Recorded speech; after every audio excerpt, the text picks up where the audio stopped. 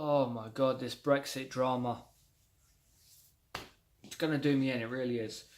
Okay, so May went off trying to sell her Chequers agreement to the rest of the EU, and it basically got slapped down. It got slapped down by pretty much everyone. The important question is why? And infuriatingly, people like Jacob Rees-Mogg and the other Tory elites will come out and say things like because they want to play hardball. Because the European Union want to punish the UK for daring to stand on our own 2 feet. That's not it. That's not it at all. God, these people drive me crazy. The reason why the Chequers deal got shot down is because it sucks. It's not because it puts us at the table but without a voice. It's because there are certain standards that need to be met whenever you're part of a union, a trade agreement, a club, a whatever. And the standards that Theresa May put out in this Chequers agreement do not meet. Now that in itself shows really how incompetent she and all of her little buddies are, because we've been part of the European Union for a long time. As politicians, they should know where the bar is, and yet they couldn't manage to get this to work. Okay, so what is the bar when it comes to all these things? Chequers agreement wasn't just free trade and free man movement and all that good stuff, which wasn't entirely protected, which is infuriating when you have Jacob Rees-Mogg coming out saying that EU nationals don't have the right to stay here if they're already here working. Not only is that infuriating, but that will collapse the country. We rely heavily on migrant labour. You can put any reason you want to it. I don't particularly care what reason people come up with. But we rely heavily on migrant labour, and we get a lot of that from the EU.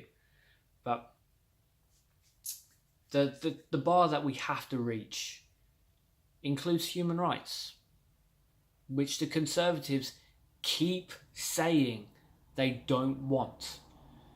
That's your right to vote. That's your right to work and be paid for the hours. Something that we've already seen breaks human rights is Amazon. Amazon are awful to their workers for human rights. And what do the Conservatives do? They cover and they protect.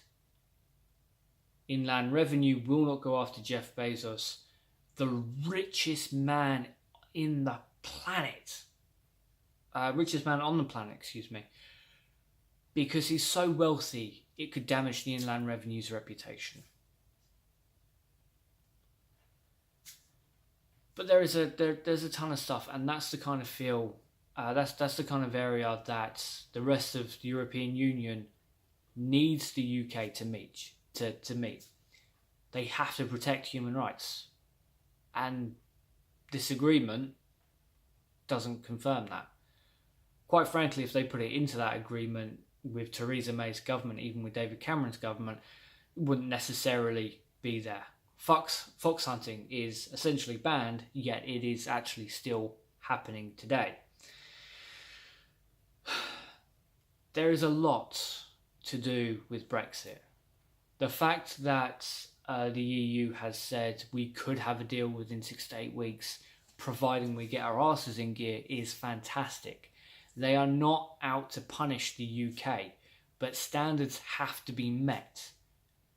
And quite frankly, we are not reaching them, because Theresa May doesn't care to reach them.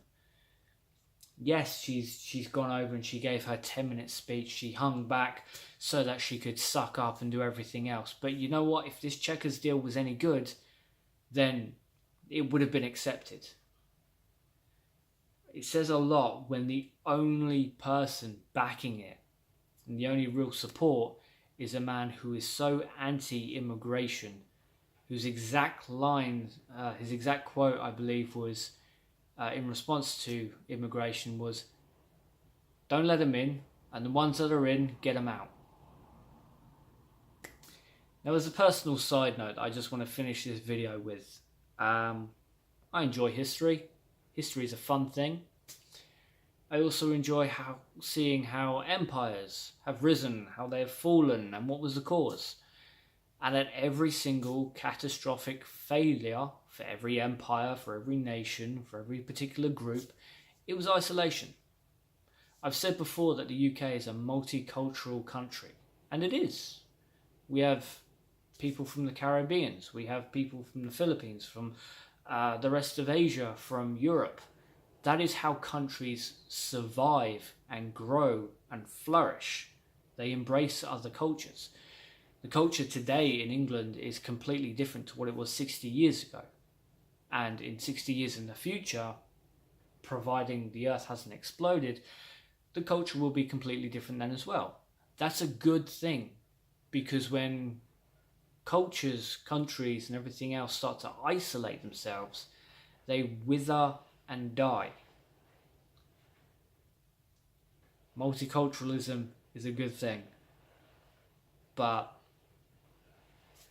Theresa May has decided to align herself with someone who doesn't believe in that, who is very anti-Semitic, who is very anti-immigration, who is very, very right-wing.